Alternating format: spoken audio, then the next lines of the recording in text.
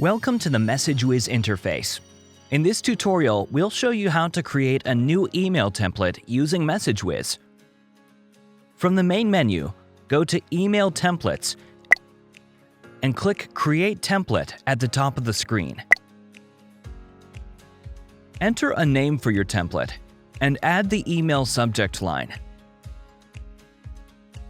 Next, choose how you want to create your template, using the drag and drop editor or by uploading your own HTML template. If you choose drag and drop, just drag elements like images, buttons, or text blocks onto the canvas. When writing your email copy, you can use personalization tokens to make your emails more relevant. Tokens can include URLs, custom data, or even an unsubscribe link, which is required in most regions. If you prefer to use a previously designed template, choose Own HTML and paste your code, or upload a file from your device. You'll see real-time previews and can toggle between desktop and mobile views.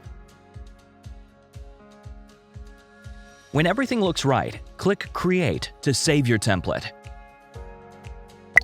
We recommend giving your templates clear, descriptive names so they're easy to find later during your broadcast setup.